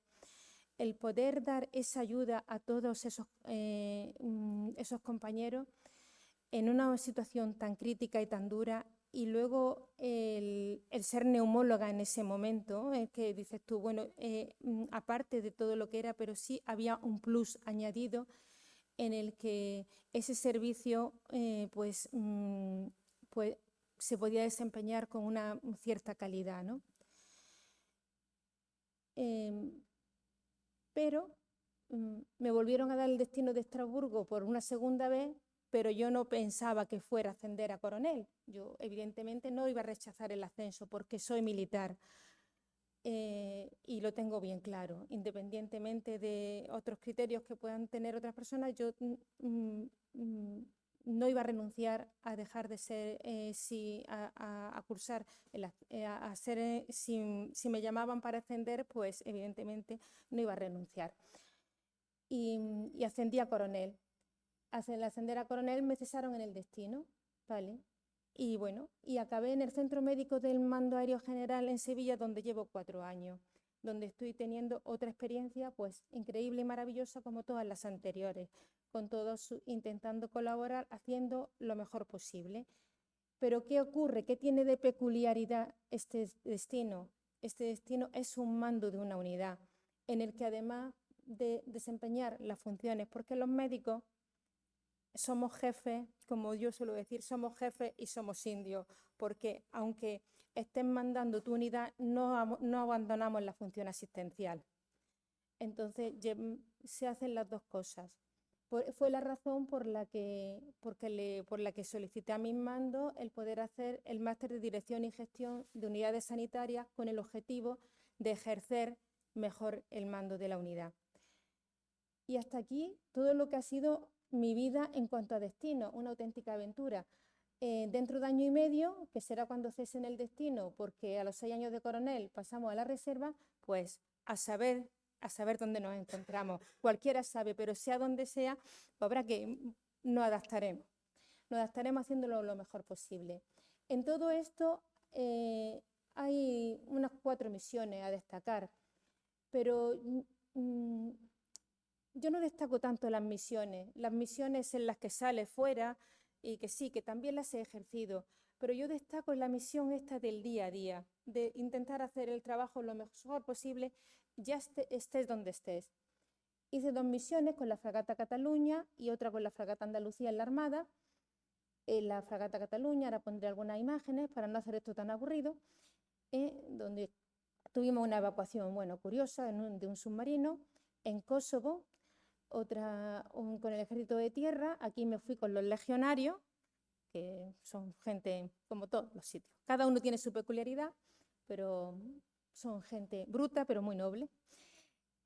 Y otra misión que fue en el Líbano, donde otras experiencias de la vida, bueno, pues vivimos el ataque de un mortero israelí con el que falleció uno de nuestros compañeros. Entonces, el sufrir el que esto ocurra en una misión, pues hace que la sanidad, y aquí no hablo ya solo del médico, sino el equipo de sanidad, hiciera una labor increíble, porque cuando se vive algo así en una misión, aparte de lo que ha ocurrido, pues hay que tratar de alguna forma a todo el contingente con el que allí te encuentras, porque todos han perdido un compañero, pero la misión tiene que continuar. Y ahí lo que es la sanidad puede llegar a todos los rincones del alma de nuestro contingente. Bien, foto ilustrativa, ¿vale? Dentro de las misiones y operaciones con la Armada, pues bueno, pues dentro de todas esas cosas que te pasan de recién llegada al ejército, pues estando con la fragata Cataluña, que fue en mi primera misión, pues hubo un submarino holandés. Bueno, se me olvidaba comentar que siendo la teniente médico en la Armada son muy de gastar bromas. Bueno, creo que en todas partes, pero a los médicos no gastaban muchas, entonces a mí me tomaban bastante el pelo y me llamaban cada 2 por 3 teniente médico Puente, y me avisaban por emergencias que luego eran bromas, hasta que una vez una de ellas, teniente médico Puente, en Puente donde estaba el comandante, pues llego allá arriba y mi comandante, no, que es que hay un submarino holandés que han tenido un accidente, que se han intoxicado y que no se sabe lo que te vas a encontrar. Y yo ya digo, vale, mi comandante estaba en Nocuela, esto es de broma, ¿verdad? Que no, anda, asómate, era verdad, ¿no? Era verdad que allá me fui con mi equipo de gente, atendimos el submarino y claro, estábamos en zona delicada. De pronto estábamos terminando de hacer las evacuaciones pertinentes, ya volvíamos a nuestro barco y veo que mi barco se aleja y yo me quedo en el submarino holandés. Digo, esto no tendrán el valor de dejarme aquí tirada, ¿verdad?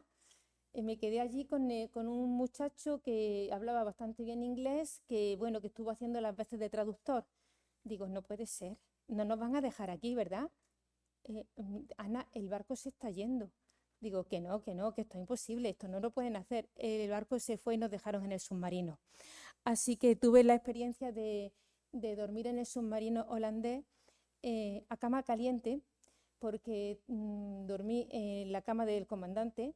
Entonces él durmió unas cuantas horas, luego cambiaron la sábana y dormí yo otras cuantas horas. Así que eso de dormir a cama caliente en el submarino, pues yo lo he vivido en vivo y en directo. Y terminé volviendo a mi barco, pues 3 días más tarde, como ven ahí, pues en un helicóptero que me soltó en la cubierta del barco, ¿vale?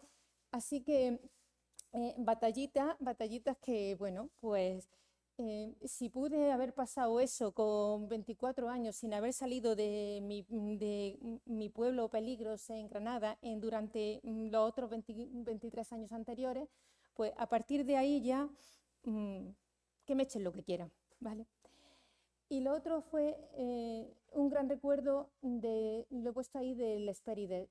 No he tenido la suerte de ir a la Antártida, ¿vale? Pero me hubiera gustado. Solo hice una navegación, el final de la campaña Antártida, cuando mapean lo que es el fondo marino por lo que es por la zona de Las Palmas. Entonces estuve algo más de un mes navegando en el Hespérides. ¿Y por qué destaco esto? Porque el ejército hace muchas cosas que a lo mejor el mundo civil no las conoce, pero el Hespérides es un barco en el que se convive con los científicos civiles y se aprende mucho con los científicos civiles también, ¿eh? Es una experiencia bastante bonita, bastante enriquecedora. Eso sí, tiene un problema. El barco, este buque, está preparado para navegar por la Antártida, por esos y rompiendo hielo. Pero cuando navega por nuestras aguas se mueve bastante, ¿no?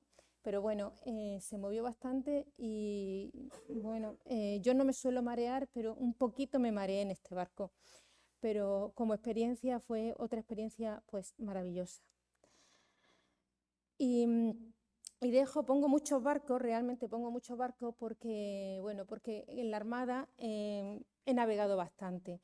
He navegado bastante porque con el Estado Mayor muchas de las maniobras se hacían embarcados. Entonces, pues he navegado con las fragatas nuevas, con las viejas, con el Juan Carlos I, con el Galicia, con muchos buques de la Armada. No por eso quiero, digamos, mi corazoncito se va con ninguno de los ejércitos en especial, mi general. Con el ejército de tierra también tuve las 2 misiones que les he dicho, en Kosovo, en el Líbano, y también me comisionaron para un curso para dar apoyo a un curso de buceo. ¿Qué ocurre? Que como hay que probar de todo, pues siempre te dicen aquello de mi teniente, ¿a que no se atreve? ¿Ha buceado alguna vez? No, y cualquiera dice que no, aquí se prueba de todo. Pues nada, pues a bucear te toca. Con el BMR Ambulancia tengo una experiencia curiosa y es que soy un poco despistada. Entonces, una de las normas del Ejército de Tierra es que el más antiguo es el jefe del vehículo. Y en una ocasión iba yo de jefa de vehículo y me equivoqué de zona y por pocas no me meto en Serbia. Pero bueno, son anécdotas, no pasó nada, pero a mí dejarme a mí de jefa de vehículo puede ser que me dejen de médico, pero que no me metan en otros berenjenales. El destino al extranjero, que como ya le he comentado, fue una experiencia enriquecedora y bueno, y de lo que yo recomiendo a toda la gente joven que están haciendo ahora, que salen como médicos, siempre les digo estudiar idiomas porque no perdáis nunca la oportunidad si sale de un destino en extranjero, si es posible, que tenemos poquitos los médicos, pero te amplía muchísimo la mente. Y por último, No puedo poner mucho más porque con el Ejército del Aire, mi general, no he tenido ninguna misión y creo que ya llegó un poco tarde, pero todo es posible y si toca, pues allá iremos. Muchas gracias por su atención. Espero que mi charla le haya resultado amena y, en cierto modo, pues enriquecedora en lo que haya podido ser.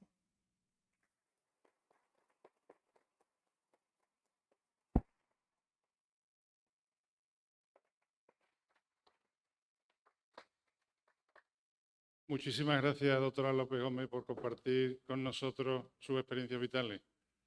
Y a continuación vamos a entrar en la última parte de la jornada.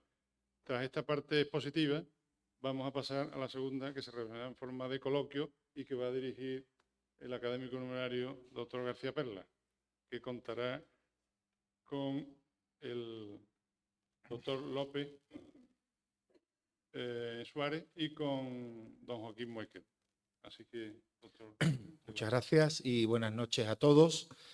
Quiero agradecer primero al doctor López y al doctor Domínguez Rodiño su invitación para participar en estas jornadas sobre sanidad militar, universidad y academia, 3 instituciones que realmente forman parte de mi vida y de las que me honro a pertenecer. Son 3 instituciones a las cuales dedico gran parte de mi tiempo y para mí es un honor estar en esta mesa.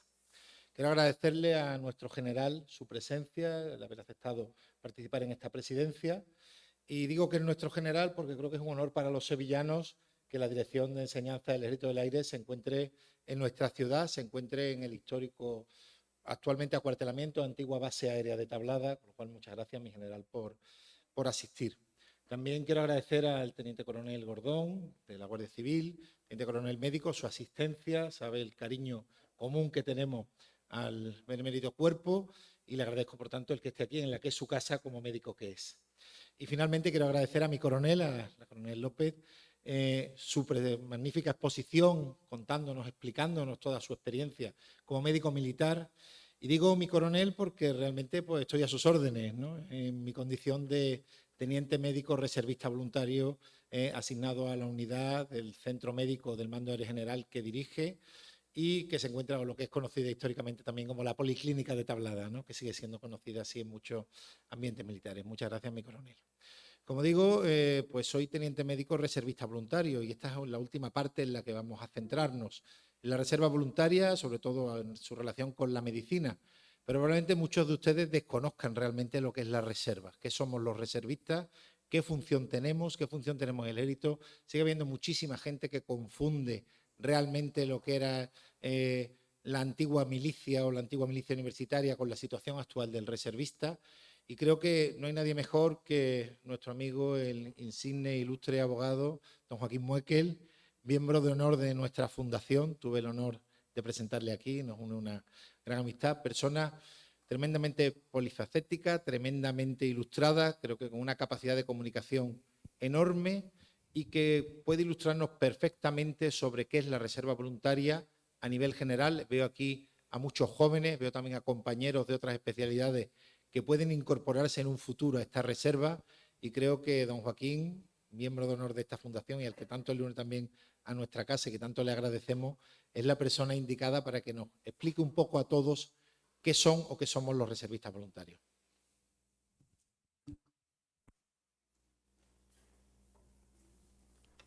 Bueno, muy buenas noches.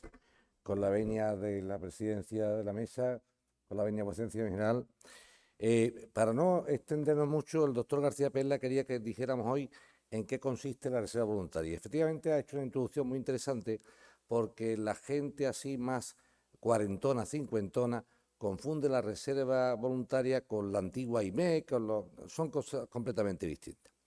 Desde que se queda abolido el servicio militar obligatorio, tanto para tropa como para los servicios de IMEC, que eran ir de suboficial a servir o a cumplir el servicio militar, había que darle contenido, cuando se suprime lo que es en sí la mili obligatoria, había que darle contenido a un precepto constitucional, que es el artículo 30 de la Constitución.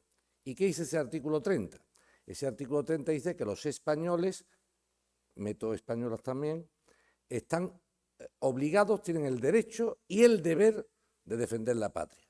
Decíamos, bueno, el deber de defender la patria, desgraciadamente sería en un conflicto bélico, obviamente. pero ¿cómo le damos contenido real al derecho a defender la patria? Si dice un español, oiga, este artículo dice yo tengo derecho a defender la patria, ¿cómo la puedo yo defender si ya la mili no existe ni obligatoria ni voluntaria? Pues se creó lo que era el Cuerpo de Reservistas Voluntarios, que tiene una intención interesante y que quizás puede ser el futuro.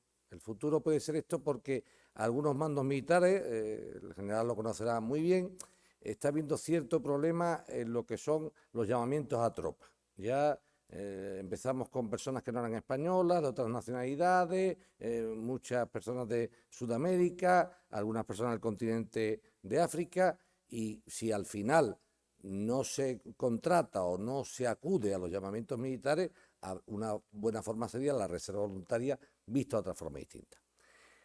¿Qué es el reservista voluntario entonces? Pues muy bien, el reservista voluntario es un español o española mayor de 18 años y hasta 55 o 58 que, depende de su formación, está dispuesto o dispuesta a dar parte de sus conocimientos civiles al ejército. ¿Y cómo hacemos esto? Pues las Fuerzas Armadas en general, que son el Ejército de Tierra, el Ejército del Aire y del Espacio, la Armada y los cuerpos comunes, lo que hace es que convocan anualmente una serie de plazas. ¿Qué pasó al principio con el reservista voluntario? Al principio, el Ministerio de Defensa quizás no tuvo una previsión seria del llamamiento que podía haber. Y todo el mundo que se acercaba a ser reservista voluntario, con unos requisitos que ahora comentaremos, entraba. Se vieron con unos cuerpos de reservistas voluntarios absolutamente desorbitados. 4 o 5 mil personas que no sabían qué hacer con ellas. Si me permite la expresión coloquial, éramos jarrones chinos.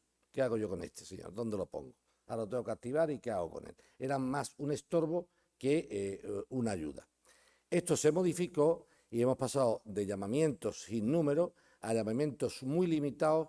Yo les diré que en los últimos años, en la promoción del doctor García Pella, hoy teniente también reservista, y el mío, que somos de la misma promoción, éramos 100 entre todos los cuerpos. O sea, las plazas son muy complicadas. Yo decía de broma al teniente general Melero, digo, general, si usted se presenta a reservista tendría complicaciones para entrar. Y es usted teniente general, ¿eh? Decía, no me diga eso, digo, pruebe usted a las pruebas, ¿no? O sea, los perfiles son muy limitados y personas que se acercan muy interesantes en sus perfiles. Como decíamos, el reservista voluntario, persona entre 18 y 55 años que carezca de antecedentes penales y que supere una serie de pruebas físicas y psicológicas. Obviamente vamos a mandar a personas, hombres y mujeres, que van a hacer un campamento, que van a tocar armas, que van a tocar personas, y obviamente tiene que estar bien, tanto físicamente como psíquicamente.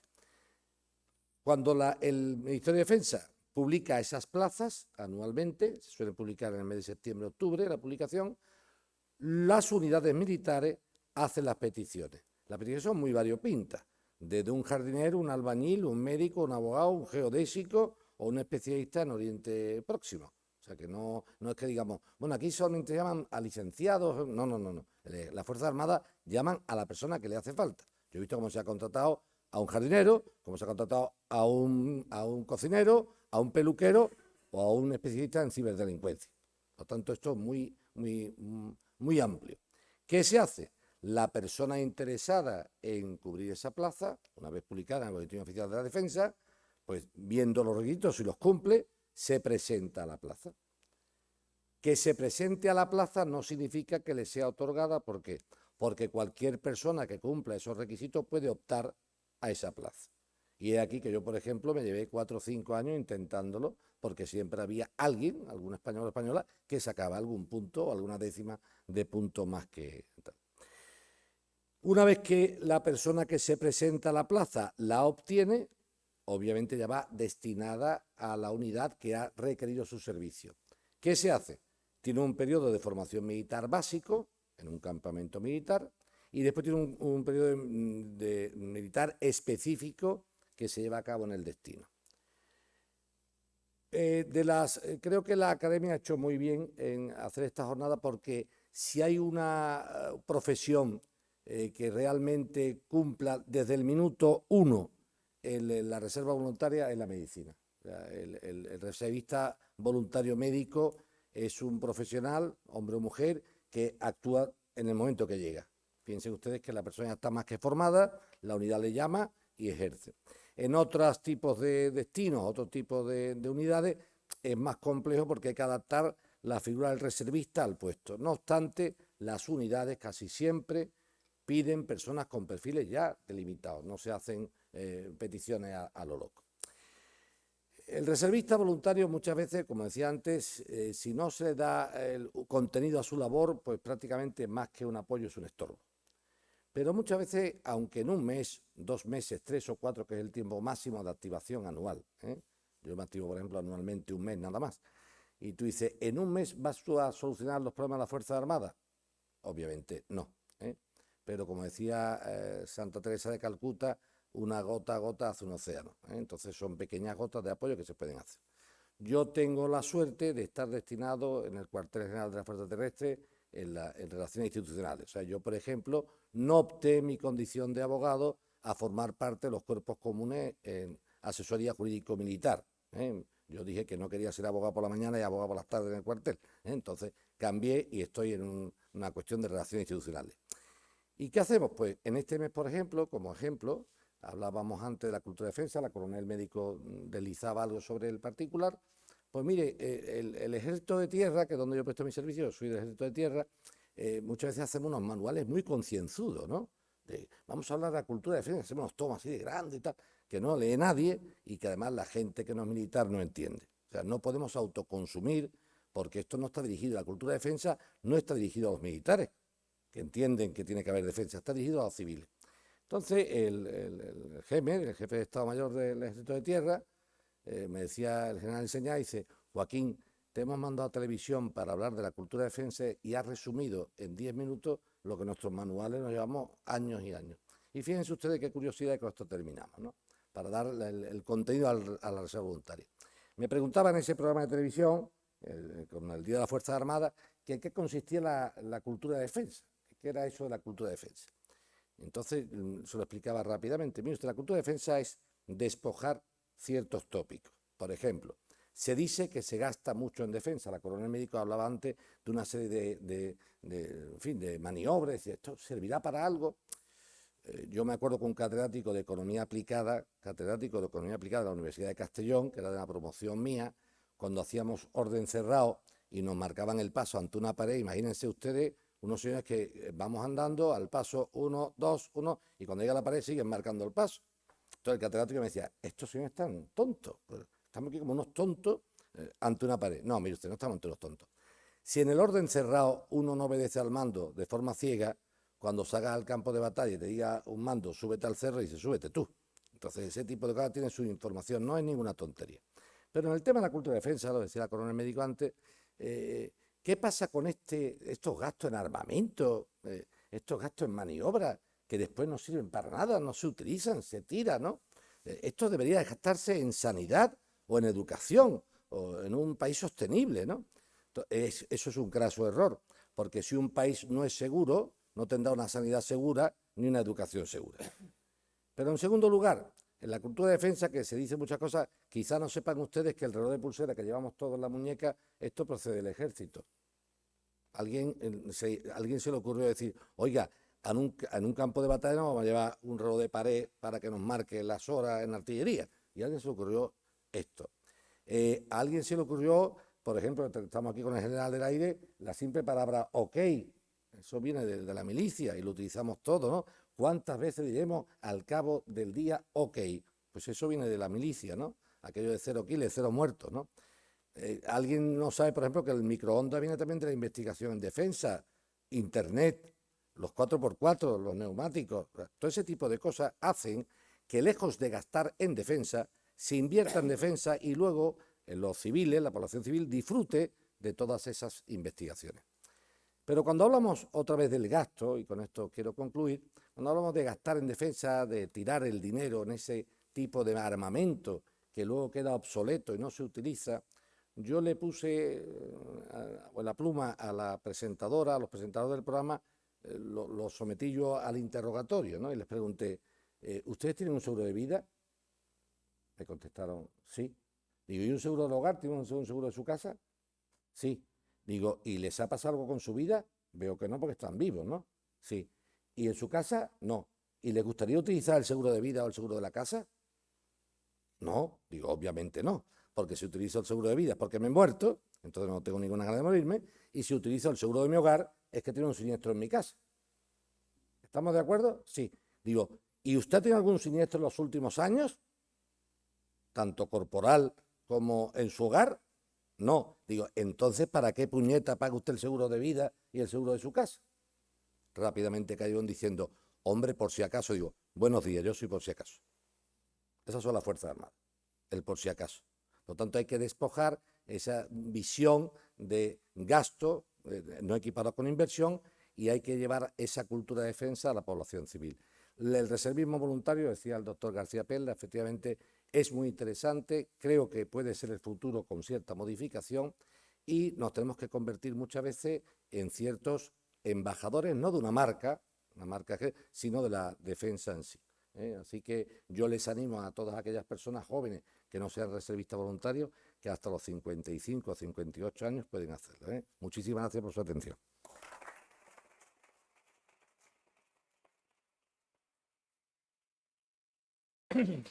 Muchas gracias, don Joaquín, muchísimas gracias. Yo me gusta también mucho esa expresión de que los reservistas somos embajadores del Ejército en la vida civil, y si todos somos un poco embajadores, usted sería el ministro de Exteriores.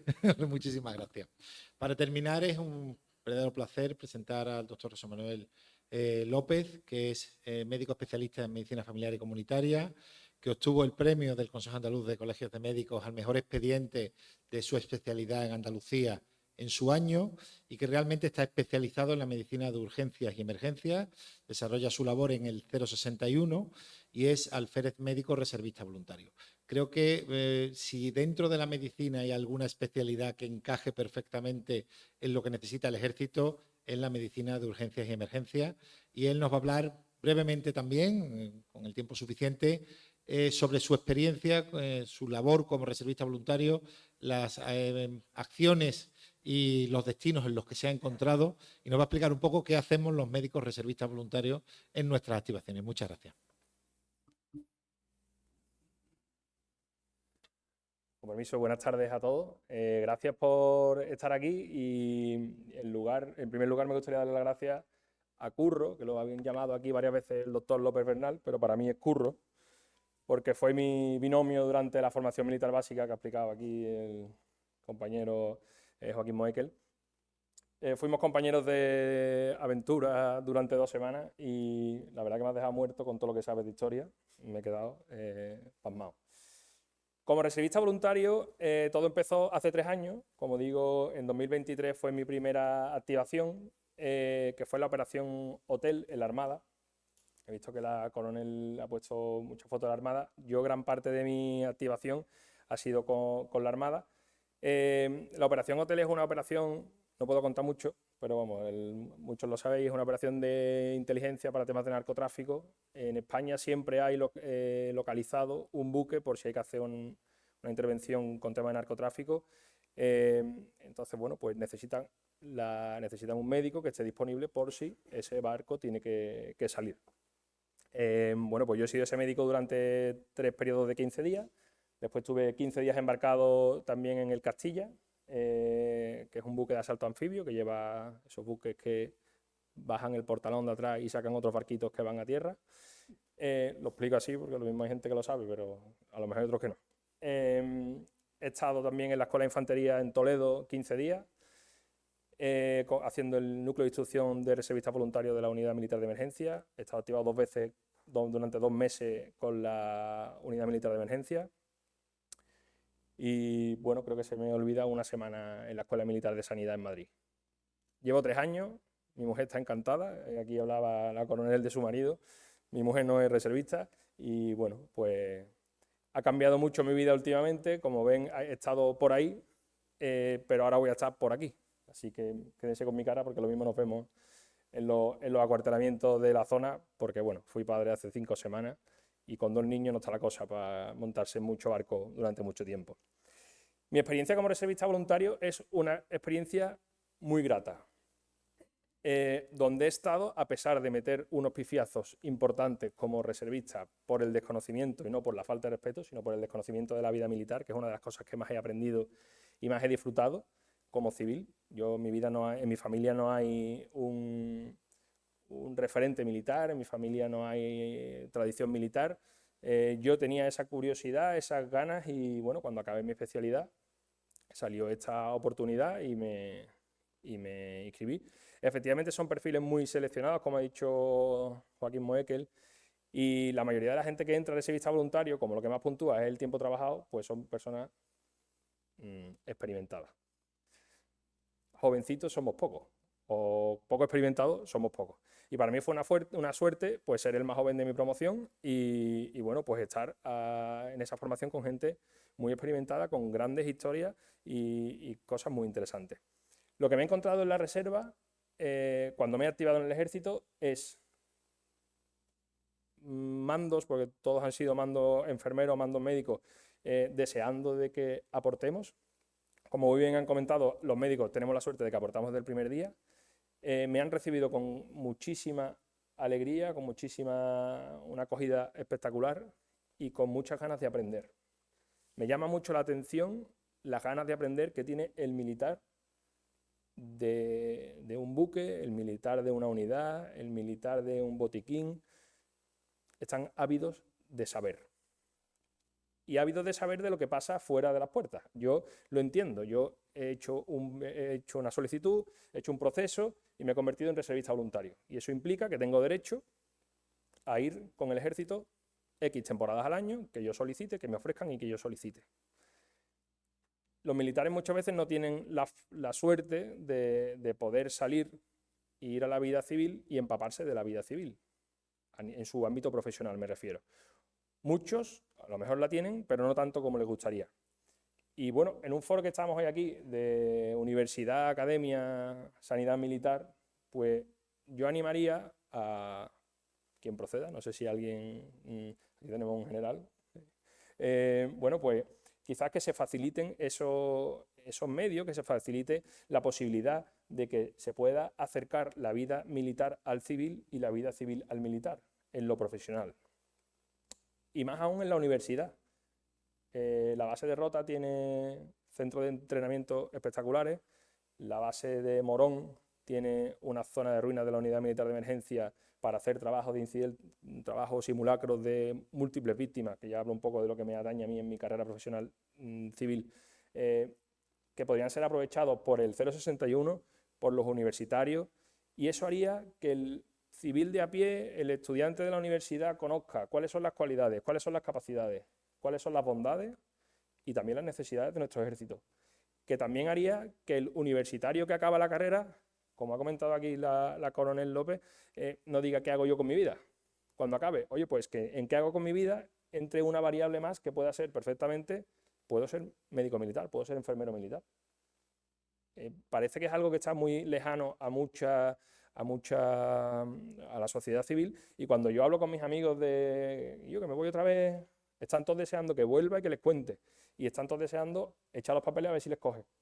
Entonces, en mi experiencia, en mi alrededor, veo que hay mucho joven con ganas de servir y con ganas de poder disfrutar de esto. Y también que hay mucha gente del ejército con ganas de poder empaparse con la sociedad civil. Finalizo haciendo un llamamiento también, que no sé si calará, yo soy muy reivindicativo, yo le dije a Curro que no me invita a mí, que yo voy a poner, a mí me gusta analizar mucho e intentar hacer análisis de mejora, por supuesto participando. Creo que el ejército, ha dicho Joaquín también, el modelo con ciertas modificaciones, puede ser el futuro, el modelo de reservismo voluntario. Pues yo creo que efectivamente va por ahí. Y yo haría modificaciones para que, por ejemplo, en episodios como el de la Dana, que tuvimos recientemente se ha cumplido un año, podamos ser activados de una forma más eficiente. Hay protocolos START, que son protocolos, o el protocolo RESCU de europeo y el protocolo START español, que hace que tú puedas ser activado prácticamente de un día para otro ante una situación de emergencia. Yo estaba en mi casa el año pasado 28 de octubre, era plena dana, era mi cumpleaños, como hoy, que es mi cumpleaños, los regalos luego, no os preocupéis, y yo le decía a mi mujer, mi mejor regalo es que me llame ahora mismo el ejército, yo me quiero ir a Valencia. Yo estaba en mi ambulancia en el 061, habiendo 60 médicos más, compañeros míos que podían hacer mi guardia perfectamente, y tenía por WhatsApp a capitanes enfermeros de la UME diciéndome: estamos haciendo la asistencia sanitaria de la ciudad, de ciertos barrios, de ciertos pueblos de Valencia, y no tenemos médicos ahora mismo aquí conmigo en la ambulancia. Y digo, joder, ¿y yo aquí en mi casa? Digo, habla con quien tenga que hablar. Dice, ¿tú qué te crees? ¿Que esto es mando un burofax y tú te activan? Entonces, creo que hay para ciertas circunstancias en las que un reservista voluntario debería poder ser activado más rápidamente, bueno, tenemos que trabajar en este sentido para que seamos más útiles en nuestro desempeño. A mí me gusta el 061, me encanta mi trabajo. Yo cuando me dicen muchos compañeros del ejército, actívate más, digo, es que mi trabajo es súper divertido, yo me lo paso muy bien. Entiendan, al que le gusta el 061, pues es un sitio maravilloso. Si no te gusta, es tu peor pesadilla, pero si te gusta, es un sitio divertido. Y es verdad que como reservista voluntario muchas veces hacemos trabajo, bueno, pues que es necesario para el ejército, como reconocimientos médicos, premisiones, pero es verdad que muchas veces echamos de menos, en mi opinión, y con algunos compañeros, más salseo. Echamos de menos más jarana, se entiende la expresión, ¿no? Entonces, bueno, como ya ha dicho el señor Moekel, os recomiendo a todos que os hagáis reservista voluntario. No vais a tener la suerte de estar con Curro de binomio en vuestra formación militar básica, esa ya la tuve yo, pero os animo a que lo hagáis. Estoy deseando activarme nuevamente.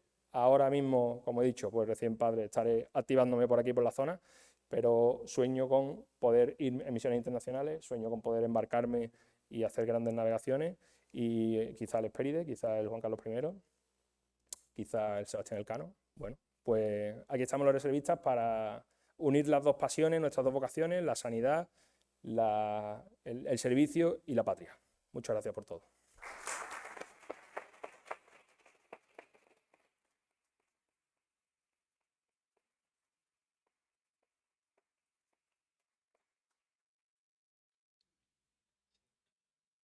Gracias por tu exposición y por motivos de tiempo vamos a ir pasando ya a la parte final, pero antes queremos que nuestro general nos diga unas palabras. Muchas gracias. La verdad es que había pedido la palabra sabiendo que rompo el protocolo porque el tiempo es escaso y esto está muy estructurado. Había pedido la palabra para dos cosillas que voy a decir, pero ya por alusiones tengo que decir alguna más. En primer lugar, para agradecer la invitación para participar en esta sesión de la Real Academia, que ha sido una maravilla, por la exposición de historia, por la exposición de mi coronel, que el único gran fallo que ha tenido es no poner algún avión, lo corregiremos, y por la muy sencilla pero muy clara explicación de lo que es la cultura de defensa, que es así de fácil, es eso que has explicado y que es muy fácil de decir y muy fácil de entender si se dice así de fácil, y por la explicación de lo que es ser reservista y el gran papel que los reservistas hacen en las Fuerzas Armadas. Y yo he sido, bueno, yo no soy médico, evidentemente soy piloto del Ejército del Aire y del Espacio, pero he crecido profesionalmente rodeado de médicos, militares, y tengo grandes amigos médicos militares, gente que estaba, desde que empezábamos a hablar en la academia, el médico de vuelo, la coronel ha dicho que se llama médico aeroespacial, ahora medicina aeroespacial no, médico de vuelo, que es el que estaba cerca del piloto para echarle una mano cuando se encontraba mal, cuando tenía un problema en vuelo, cuando tenía cualquier sensación extraña, le decía qué es lo que pasaba, le enseñaba a volar, le enseñaba a ser mejor piloto por todas esas cosas que los médicos estaban siempre ahí. Se ha dicho antes también que efectivamente estamos atravesando una mala época. Yo creo que esa mala época está empezando a resolverse. Estamos ingresando todos los años 30 y tantos médicos en las Fuerzas Armadas, entre la Academia Central de la Defensa y los que entran con titulación previa, o 40 y tantos médicos que se incorporan a las unidades, gente joven con ganas.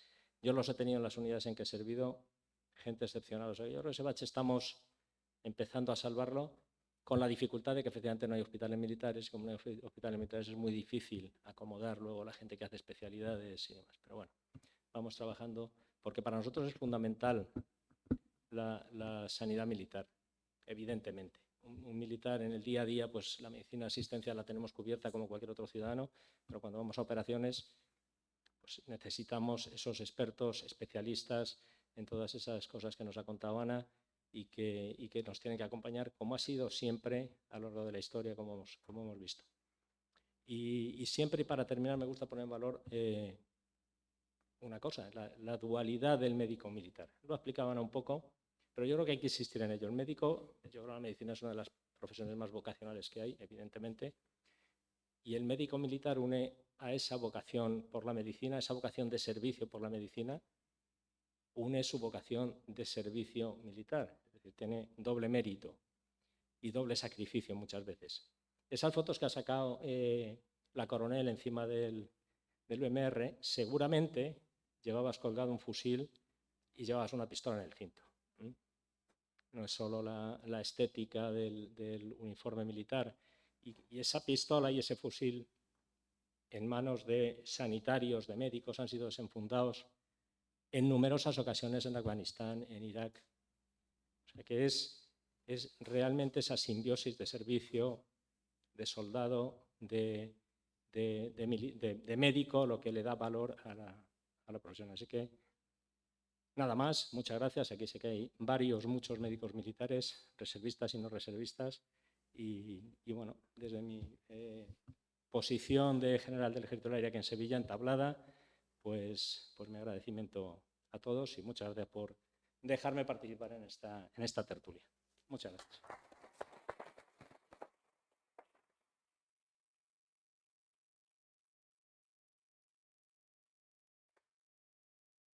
Gracias, mi general. Muchas gracias por sus aportaciones. Realmente la cuestión no queda agotada, ¿no? Lo que se agota es el tiempo y por ese motivo, pues creo que dará para muchas más sesiones de estos dos temas que nos apasionan tanto, que son la sanidad y el ejército, ¿no? La sanidad militar y este foro que creo que es magnífico para poder seguir desarrollándolo. Muchas gracias a mis dos compañeros de esta parte final. Muchísimas gracias, amigo Joaquín. Muchísimas gracias, amigo. Y cedo la palabra al presidente de la sesión para la parte final. Hemos salido todos muy contentos de esta magnífica jornada, que espero que en el futuro la podamos repetir. Así que agradecer a toda su presencia y especial a las autoridades militares que nos acompañan. Queda clausurado el acto.